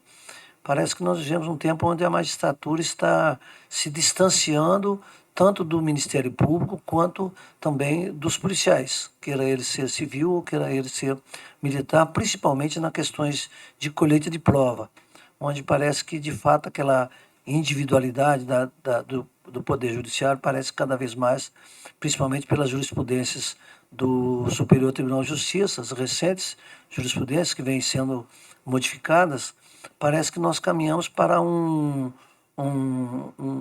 tipo de responsabilidade penal diferente, onde nós ficaremos apenas observando o que as partes fazem, e aí partes, Ministério Público e acusação, né? E ao final teremos que decidir. O Superior Tribunal de Justiça tem batido muito na questão também das fundadas suspeitas. Tanto que recentemente fomos, digo, o Poder Judiciário perante a população, né, total, foi bastante criticada pela absolvição de um piloto que estava conduzindo 100 quilos de cocaína, de maconha, aliás, justamente por conta da fundada suspeita. Não sei como pensar, nós magistrados, em fundada suspeita, se eu vejo um avião, não sei como que a polícia teria que pensar. Mas penso que os policiais, civis, militares, promotores, nas investigações, temos que repensar no nosso modo de agir a partir do pacote anticrime, justamente por isso. Vejam, há pouco tempo a magistratura poderia decretar prisão preventiva de ofício, já não podemos mais. Agora o STJ decidiu, na questão até da, podemos pensar até na questão digital, que o juiz poderá ter acesso às redes sociais da pessoa, inclusive para o decreto de prisão preventiva. Então temos que, nós não, porque nós não temos o que esconder, mas todos temos que ter cautela com redes sociais, né? Até porque vivemos também numa polaridade política e se manifestarmos nossa opinião política também podemos estarmos encrencados nesse sistema de segurança pública. Mas enfim, o que eu queria aqui colocar, ouvir o desembargador Henrique, principalmente pela sua experiência de alguns anos atrás da advocacia, é justamente essa visão. Penso eu que os advogados, os policiais, civis e militares, principalmente promotores, na área da investigação, a cada vez mais, a cada dia mais, precisa de mais cuidado na coleta desses dados, principalmente dados digitais. O STJ também recentemente já decidiu que se um celular for encontrado numa cena de crime, ele pode ser usado. Então, diversamente do que aquele quando eu estou na presença do policial, como bem disse o desembargador Henrique, eu estou na presença do réu e eu determino que ele, como uma autoridade policial, que eu possa fazer uma devassa no seu celular. Isso tudo tem feito com que a gente acabe debruçando sobre um sistema de nulidade que há pouco tempo nós não discutimos. Então, em resumo, minha pergunta ao desembargador Henrique, me parece que tanto a magistratura, o Ministério Público e esses que mencionei como sistemas de investigações, mesmo policial civil, e agora nós temos também aí a Guarda Municipal, né, que também foi criada para uma finalidade e está se desviando para outra. Então, como a gente pode, como magistrado, e pergunto isso ao desembargador Henrique, analisar, não sei se com cautela, ou com mais profundidade, ou com mais isenção, justamente essas eventuais nulidades.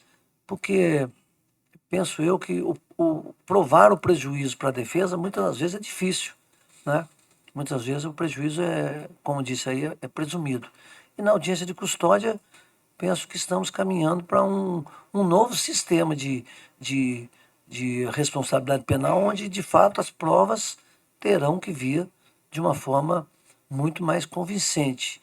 Isso muda a advocacia, isso muda o entendimento da investigação policial, a investigação, a tal da campana, do policial militar, né, que antigamente até nem se preocupavam muito com isso, né? Isso muda também a ação penal, os inquéritos movidos pelo Ministério Público, né? Isso parece que muda todo o sistema de repressão ou sistema de apuração. Então, ao desembargador Henrique, essa visão de também termos esse panorama geral todos em questões de nulidades, e principalmente na questão digital, porque, confesso, nós, e aí eu me incluo, não, vou tirar o nós, eu, mais velho, eu aprendo cada dia mais, aprendo com isso aí, quando eu não consigo fazer, eu peço ajuda aos universitários. Agora, essa população, essa juventude mais nova já nasce, vamos dizer assim, na dark web. já nasce na dark web, sabendo tudo. Então, como vamos fazer para a gente poder, de fato, saber quando houve ou não uma invasão num sistema digital e como conseguir manter essas provas digitais de uma forma que a gente possa, de fato, se sentir como julgador, validando algo que foi feito de uma forma, vamos dizer assim, de uma forma que a nova jurisprudência permite. Isso que eu gostaria de ouvir do desembargador Henrique. Você lembra que eu voto depois de você, né? Quinta-feira tem sessão. Bom, brincadeiras à parte, primeiro é um prazer, né, a presença do desembargador Maurício aqui. Nós somos muito próximos lá no tribunal, porque somos colegas de Câmara, colegas desde que eu entrei no tribunal, 5 anos, né? Eu sou revisor dele, né? Então eu conheço muito como ele pensa, porque, né, estou acostumado a rever os votos dele, né? E ele também, porque acaba que a gente discute muito, né? Talvez seja das pessoas com quem eu mais discuto os casos, porque por essa proximidade que nós temos. Na verdade, eu vou até começar pelo seguinte, Maurício. Eu acho que você tocou num ponto muito importante, que é a questão do sistema processual, inquisitorial e acusatório, né? A gente vem de uma tradição no nosso processo penal, isso assim, já todo mundo já fala disso há muito tempo, né, professor Fernando? É a questão originária do nosso Código de Processo Penal é uma origem que ela já é muito antiga, é um código muito ultrapassado, 1900, é o código Rocco, né, italiano, naquele momento da história complicado, enfim. Esse nosso Código de Processo Penal ele já merecia ter sido trocado. A gente teve. O Código de Processo Civil era de 73, já teve um de 2015 e já estão fazendo o terceiro.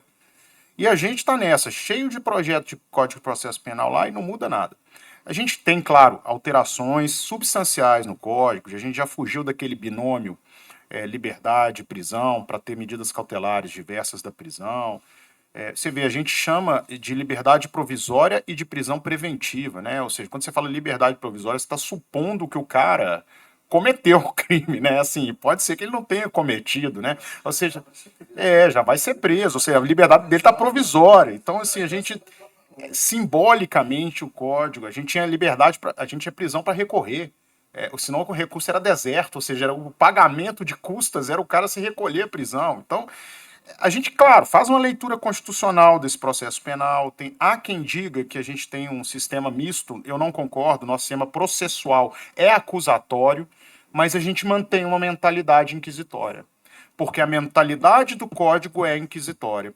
Então, eu acho que a mudança de paradigma, se a gente tivesse tido toda a nossa teoria geral, a gente não tem uma teoria geral do processo penal, deveria talvez ter. A gente tem uma teoria geral do processo, que a gente aplica ao processo penal, e a gente, se tivesse tido uma modificação de um código verdadeiramente acusatório, um código inspirado em códigos processuais de uma origem mais democrática que o nosso, a gente talvez tivesse tido um salto quântico no paradigma psicológico de como a gente vê o processo penal. E acaba que isso não é culpa nossa. Então a gente enxerga um pouco o processo penal. Às vezes a gente fica nessa dicotomia do quanto a gente deve, como magistrado, interferir, do quanto. Mas na verdade, assim, se as regras fossem mais claras, ele fosse mais recente, eu não estou dizendo aqui que tem que interferir muito ou pouco, veja. É só que a gente precisava de ter uma orientação de cima para baixo, né? Que eu digo do ponto de vista do que a lei manda. Porque a gente faz uma. No final do dia, o nosso CPP ele é um exercício de hermenêutica. Porque a gente pega um código de 1940, tem quase 100 anos o negócio, faz uma leitura constitucional, usa uma colcha de retalhos, porque cada lugar ali é uma bagunça e tem expressões antigas no meio de... E aí a gente fica nesse negócio. Então isso gera uma confusão conceitual muito grande. A gente precisa fazer constantemente um exercício hermenêutico de interpretação conforme a Constituição do processo penal o tempo todo. Isso dificulta muito para a gente. Então, eu acho que o maior problema no Brasil, desse ponto de vista de questões de punição, né, da legitimidade do castigo, porque você só tem um castigo legítimo quando você respeita a garantia, o instrumento de aplicação que é o processo penal. Então é muito mais interessante se você aplica garantindo todos os direitos de defesa, né, a defesa do acusado, se você aplica uma pena de 70 anos no cara, ele não vai reclamar. Assim, reclamar ele vai, mas assim, ele não vai ter por onde também reclamar. Então, quando eu digo, né, e aí é isso que eu respondi ao professor Fernando em relação à questão da legitimidade e legalidade da prova, é porque, assim, é bom para o sistema você preservar a prova, né? Quanto mais você preserva a prova, mais tranquilidade você tem para aplicar o castigo. Então, é claro que vai ter situação em que a prova vai ter um defeitozinho de esparadrapo no lugar de... Eu estou dando um exemplo, mas pode ser um defeito um pouco mais grave, enfim, mas que não gere prejuízo. Então, eu entendo que essa racionalidade processual ela deve ocorrer nesse sentido. Até porque eu falo que o sistema é acusatório porque investigação não é processo. Então, o sistema processual é acusatório. E eu entendo que é necessário que a investigação seja inquisitorial. Como é que eu vou perguntar para você, advogado do acusado, eu vou te dar vista para pedir um mandado de busca e apreensão? Não tem jeito. Então, isso engessaria demais a investigação. Então, essa prova, claro, ela tem que ser submetida posteriormente ao contraditório, mas não tem como você fazer um contraditório prévio a tudo, é impossível. Impossível. Senão você não teria confiabilidade na investigação. Mas isso tem que ser submetido ao contraditório depois. Então, só essa compreensão disso e parar de falar, nós temos um sistema misto, e só isso já melhoraria muito. E aí entra essa questão do juiz de garantias, eu acho que isso tem um benefício, que é fazer um pouco o controle de legalidade dessa prova produzida. Isso não significa, na minha opinião, que isso vai dar iniciativa probatória para o juiz, né? E o juiz, de fato, ele tem que ficar equidistante e analisando o que lhe vem ser apresentado. Então, na minha ideia, a concepção de processo é essa. Eu acho que um novo código, ele não precisa ser exageradamente para um lado nem para o outro. Ele só precisa ser modernizado. Não adianta eu pegar sistema de cautelares, mudar, sistema do júri, mudar. Não adianta. Eu preciso de fazer um código do início ao fim novo, para ele ser novo código de processo penal, para eu ter uma mudança de paradigma. Não sei se eu respondi o que você queria, né, mas eu acho que isso a gente sai um pouquinho, né? Eu divaguei um pouquinho aqui, mas eu acho que é... Se você me permite provocar só mais um pouquinho, a gente tem uma sociedade que é cada vez mais complexa e apresenta casos mais difíceis, né? E uma lei que não acompanha. Mas sempre foi assim, né? Não é problema de agora. Você falou, tanto o desembargador Maurício como o desembargador Henrique, sobre audiência em que o juiz de garantias examina ali a legalidade, etc., e que ele não poderia tomar iniciativas. Nós estamos numa fase muito difícil com relação a isso. Eu vou tentar, digamos assim, pôr a bola no chão, né? Mas a bola no chão. Assim. Veja bem, na minha compreensão, de novo, eu queria ouvir até os dois desembargadores que pensam que estão numa Câmara Criminal ou no Tribunal de Justiça. Aqui no nosso Justiça Militar, acho que, graças a Deus, nós aprovamos uma alteração recente em que, na audiência de custódia, se deve ouvir necessariamente, ou preferencialmente, porque às vezes não é possível, né? Ouvir a vítima. Que, na minha maneira de pensar também, a audiência de custódia foi desvirtuada. Ela não é feita para apurar a tortura do policial que prendeu o autor. Se eu não posso fazer instrução sobre o crime que o autor fez, eu também não posso fazer sobre o outro. Então o Ministério Público está lá e ele, se for o caso, que tome a iniciativa. Mas veja bem, se a Constituição diz que a lei não, algo assim, não excluirá da apreciação do judiciário nenhuma ofensa ou ameaça a direito, o Código de Processo Penal não pode impedir o juiz de proteger a vítima. Na minha compreensão. Então, se o promotor não pede uma prisão provisória, mas o juiz ouve a vítima lá e diz assim, eu estou com medo, esse cara vai sair daqui e vai me matar, não sei o quê. Ele tem a obrigação porque quando ele não decreta, ele decide também. Só que ele decide no outro sentido. Ele decide no outro sentido. Então, se aquele moço sai dali e mata a vítima, ele decidiu favoravelmente aquele contexto de lesão. Então, a complexidade é tanta em todas as questões, a gente acha uma complexidade, né? Mas então dizer que o juiz é absolutamente inerte porque o Código de Processo institui um sistema acusatório e não pode fazer nada, significa que ele não pode proteger a vítima, é isso? Me parece que não dá. Não é possível sustentar uma coisa assim. O que o senhor acha, professor? É difícil, né? Bom, a questão é a seguinte: na sistemática que a alteração recente colocou, né? No meu entendimento, eu não estou dizendo que eu acho que isso é correto ou não. Eu concordo com a argumentação, né? De que, de fato, né, o juiz exerce um papel importante ali, até mesmo simbólico. Na minha interpretação, a maneira como e aí veja, né, Fernando, a gente vê que é o grande problema da coxa de retalhos. Isso não houve uma discussão ampla na sociedade. Isso foi o pacote anticrime que passou num regime danado de urgência, foi deturpado em alguns pontos, aquele atropelo. A gente lembra como é que. Eu lembro como é que foi, né? O negócio com pouca discussão passou assim. E isso, na minha opinião, alterou o Código de Processo Penal de uma maneira que eu entendo que impediu que o juiz agisse. Eu não estou dizendo que eu acho que está correto. Acho até que o juiz tem que ter uma margem de ação. Ele retirou a margem. Hoje, a minha interpretação do dispositivo legal é de que o juiz não pode fazê-lo.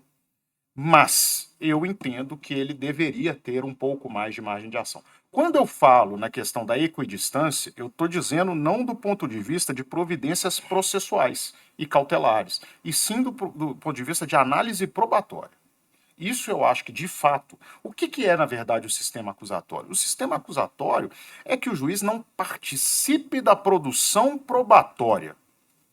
A questão dele agir processualmente, até por questões de cautela, na minha opinião, não deveria ser impedido.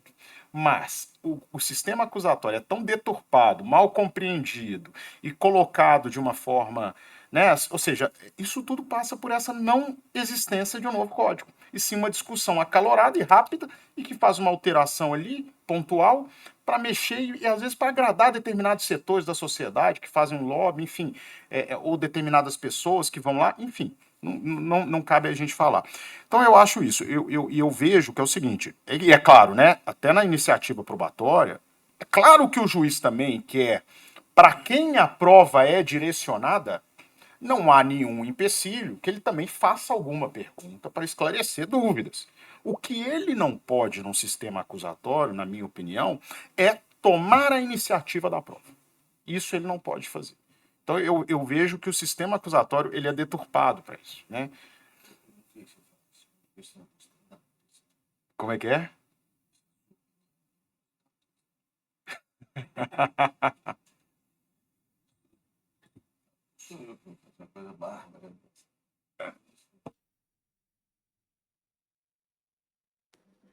Bom dia, né? Se me permite, parabéns, doutor Fernando Galvão, por mais esse evento, né, que nos traz grandes debates de um tema que me é tão caro, né? Parabéns também pela palestra, desembargador. E eu queria apenas fomentar aqui um pouco dessa discussão, pedindo vênia ao doutor Fernando Galvão, que aqui, numa discussão acadêmica, eu posso discordar de Vossa Excelência, mas eu entendo também sobre a ilicitude da prova. Eu sou defensora pública, atuo aqui nessa Justiça Castrense há 19 anos, estamos aí nessa luta diária de defender a força de segurança pública, e o que a gente vê, né? Quando a gente viu esse pacote anticrime, eu falei, nossa, agora sim resolveu os problemas da defesa. E aí a gente vem com esse questionamento que o senhor colocou na primeira fase, que os operadores do direito entendem a cadeia de custódia como só um argumento de defesa para se trazer uma nulidade da prova. E a partir disso, desembargador, eu comecei a estudar, sabe? Eu fiz um ano de curso com peritos maravilhosos do Brasil inteiro, para entender a importância dessa cadeia de custódia ou se é simplesmente uma manobra jurídica técnica dos operadores de direito. E ali eu aprendi, porque eles até estavam vindo de um congresso nacional de peritos que estavam discutindo a importância dessa cadeia de custódia, era o tema era a bola da vez, e a partir daí eu vi o quão importante é realmente a gente passar por todas aquelas etapas. E aí a gente fica muito frustrado, porque a gente vê a importância, a gente entende o conceito, a gente entende a técnica e a base jurídica e técnica dos peritos para se ter isso, E aí, quando a gente vê e a gente questiona, a simples decisão isso é mera valoração da prova. O juiz valorar a prova ao final em sua decisão. E aí nunca a gente conseguiu, aqui nessa Justiça Cadastrense, embora provado a quebra da cadeia de custódia, seja num simples print de WhatsApp, seja em vídeos juntados por terceiros, por populares, que a gente vê claramente são editados, vídeos trazidos por mídias sociais que tem um sensacionalismo e ali colocam a edição e colocam até, às vezes, o BUM! Atirou, matou. Então, assim, a gente fica assim, tão chocado em ver e que a lei não é aplicada. Então, eu fico assim, muito feliz de ouvir de Vossa Excelência e entender esse posicionamento aí da magistratura mineira, de conhecer também o desembargador Maurício, seus posicionamentos, saber que realmente os novos são natos digitais, meus meninos mesmo brincam às vezes com, pega foto minha, me coloca em Londres, me coloca em Paris. Então, assim, se você for pensar em inteligência artificial, eu não sei como os peritos já estão tratando dessa matéria também, é algo assim, que é surreal um juiz querer aceitar uma prova que ele não tem a mínima. Simplesmente eles falam assim, a pessoa tem boa fé. Um terceiro filmou, é de boa fé, ele nunca iria. Então, assim, a gente acreditar na bondade do terceiro sem ter uma prova técnica, uma prova correta e uma prova lícita. Assim, antes de devolver a palavra, até queria ver se algum dos peritos quer complementar aqui a minha fala para me dar uma base técnica suas. Obrigada. Bom, obrigado. O que acontece? Quando eu digo isso, né, que não pode ser um mero instrumento, é porque a cadeia de custódia ela foi concebida para preservar a autenticidade. Ela não pode se tornar um instrumento, né, de aquele negócio jus esperneandi, né, de que eu não tenho onde questionar, então deixa eu ver aqui se ele colocou um esparadrapo no lugar da... Porque aí também não você não é querer ser mais realista que o rei. Mas ao mesmo tempo, né, ela tem que... E aí a gente vai descobrindo formas em que a gente percebe a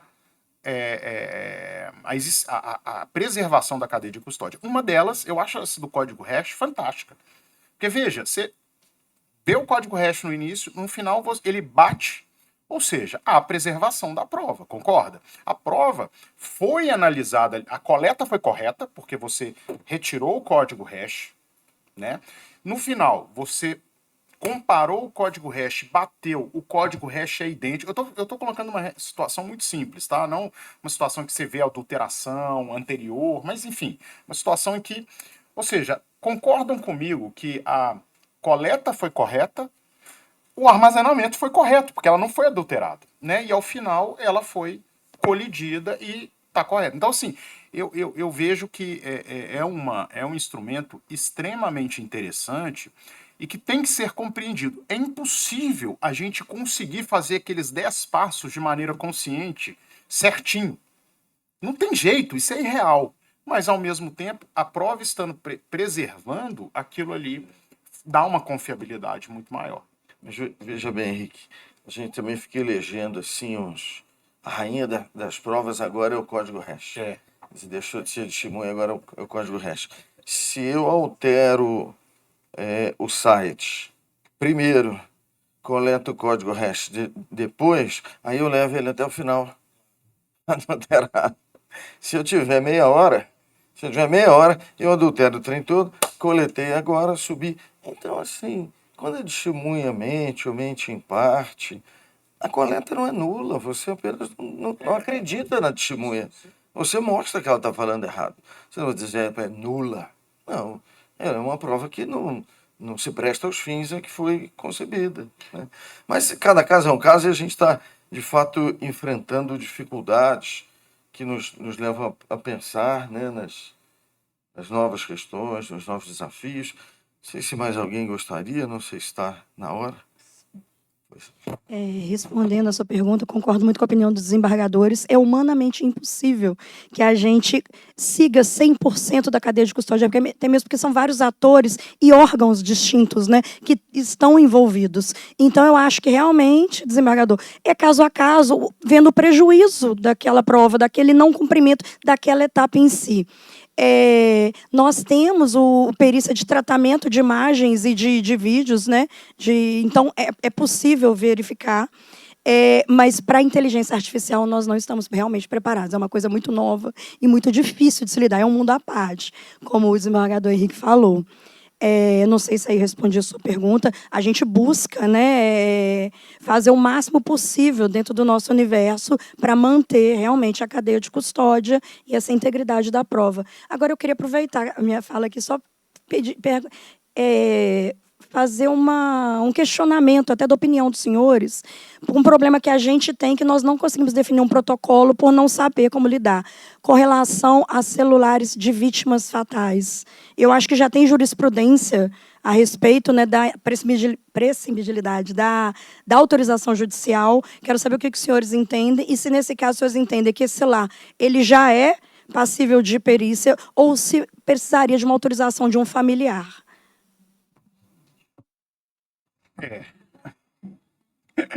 Que fria, hein? Eu não tenho opinião formada. Eu nunca me deparei com a situação. Eu não tinha. Eu confesso, eu quando me estou numa situação em que eu não sei a resposta, eu, como professor, né, que a gente tem experiência, a gente tem que saber fazer isso. Eu não sei, porque eu nunca tinha pensado sobre e eu nunca me deparei com essa situação. Então eu vou precisar refletir, conversar com os universitários e para pensar a respeito. Mas é interessante, é uma coisa, veja, é tão novo que a gente não consegue pensar em tudo, né? Desembargadora Biaco, professora Biaco, só, assim, não em defesa da classe, né, mas só ilustrando, né, a questão, os juízes decidem dessa forma na medida em que há informativos nesse sentido, né, informativo 720, 731, ambos do STJ, né, há dificuldade de situar ou no âmbito da nulidade ou no âmbito da eficácia da prova, né, a eficácia probante, e é de se dizer, inclusive, né, que a questão da decisão se as evidências digitais elas são submetidas integralmente a disciplina da cadeia de custódia é uma questão candente. Então, assim, tem uns que, inclusive, defendem a aplicação da norma técnica ABNT NBR 27037-2013, né? ISO e IEC, que é uma aplicação diferente. Se olha lá na aplicação da cadeia de custódia, é vestígio em local de crime ou em vítima. E hoje, até eu vou só provocar, mas a gente já está também... hoje o que se vê é, às vezes, uma distorção processual de se querer aplicar a disciplina de cadeia de custódia para absolutamente tudo. Então, assim, tem ato probatório documental, cadeia de custódia. Reconhecimento de pessoas, cadeia de custódia. Mas tem a disciplina para reconhecimento de pessoas, tem a disciplina para atos documentais. Quer dizer, então, agora a gente fica numa situação assim. Então, esquece tudo isso e revogou o reconhecimento de pessoa, cadeia de custódia, ato probatório documental, essa provocação que fica, né? Que a gente também precisava de uma orientação realista, porque a gente está num Brasil que se colocar se exige um grau de observância de cadeia de custódia naqueles 10 passos, tão formal, quase que solene, né? Primeiro, você impede... Todos reconhecem aqui que nós, eu me incluo também nisso, né, não temos essa formação digital em avançado estado, e que dirá nos interiores, nos rincões aí, né, como é que a gente viabiliza o sistema de persecução penal. Então, também é um jogo de valores que se deve ter em conta, de salvaguardar o mínimo de autenticidade, de direitos fundamentais do persecutado, né? Também garantir alguma viabilidade à persecução penal, porque senão, no fim e ao cabo, não tem mais persecução penal, né? Não tem mais um sistema de segurança pública, um sistema de justiça para inviabilizar situações de injusto. Mas aí a provocação que eu fico para o desembargador é assim, onde que não aplica e aonde que aplica. Porque o que a gente vê, assim, reconhecimento de pessoa, tem um vídeo que o militar gravou, primeira coisa, uma provocação para também a polícia militar, muitas vezes a gente não tem no formulário que juntam todos os elementos informativos, a gente não tem um formulário, uma capa de relatório com dados de cadeia de custódia, ou com dados mínimos. Talvez seria interessante, a título de sugestão, né? A produção normativa, a PM é rica nessa atividade, né, de formulário para constar o mínimo de informações para diminuir a chance de consideração de quebra de cadeia. Né? Mas aí a provocação é essa. Onde que a gente aplica e onde que a gente não aplica, desembargador? É difícil a gente falar, né, George? A gente na verdade, a cadeia de custódia é o hype atual, né? Essa é a palavra, né? O tema da moda, porque enfim, é uma coisa real, né? Então, assim, as pessoas, isso tem um lado positivo, sabe? Porque isso traz luz para o tema. Eu não sei te dizer exatamente quando e onde, mas, assim, a questão é, do ponto de vista do sistema de justiça, quando possível tentar preservar, aí eu acho que em relação à prova digital, né, é o máximo possível, né, é o máximo possível, dentro do que a Flávia falou, é Flávia, né mesmo, dentro do que a Flávia falou, que é humanamente impossível todos os passos, mas o que eu puder preservar, e aí você deu o exemplo de um formulário, por exemplo, sempre vai ajudar. Vai ajudar por quê? Porque a gente tem volatilidade e integridade. Aí volta na própria característica da prova digital, né? É uma prova que a gente tem uma dificuldade maior de ver integridade. É o que o professor Fernando falou. Ela pode ter sido alterada antes? Pode. Claro que pode. Mas quanto mais eu tiver preservado ali, pelo menos eu sei que ao longo do processo a integridade dela se manteve. Já é alguma coisa. Significa que ela é absolutamente confiável? Não. Então a cadeia de custódia ela não pode servir para dizer essa prova é 100% confiável e nem para questionar legitimidade de prova por causa de detalhe de manuseio que não foi prejudicial. Então, a gente vai precisar chegar no equilíbrio entre garantia fundamental e eficiência do Estado. E isso é difícil da gente chegar.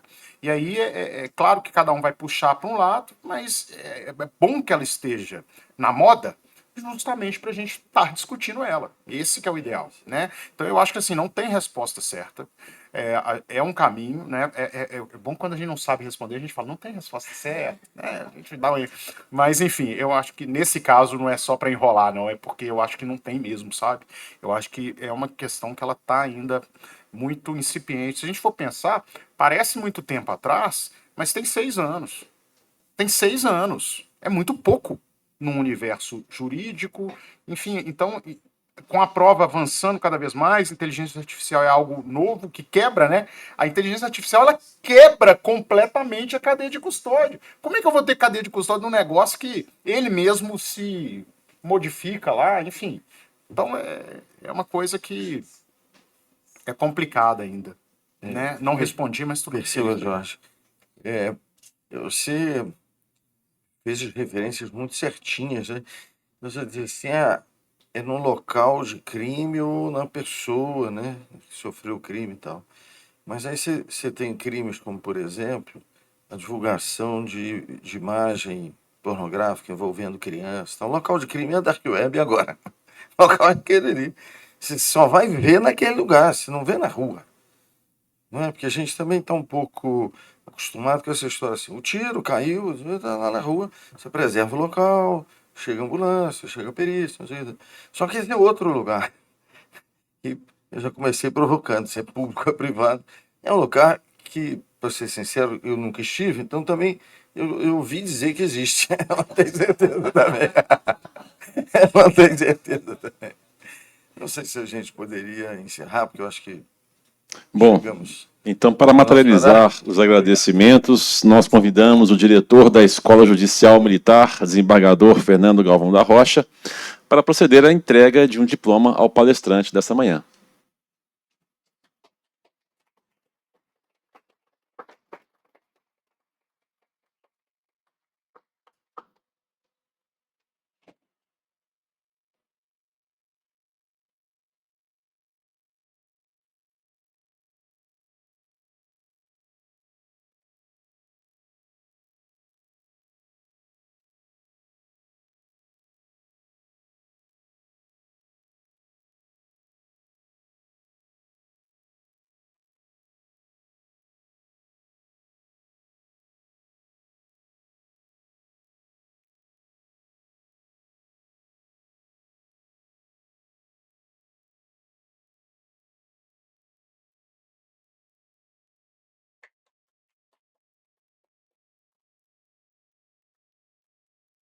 Encerrando este evento, o diretor da Escola Judicial Militar agradece a todos pela presença e deseja a todos uma boa tarde.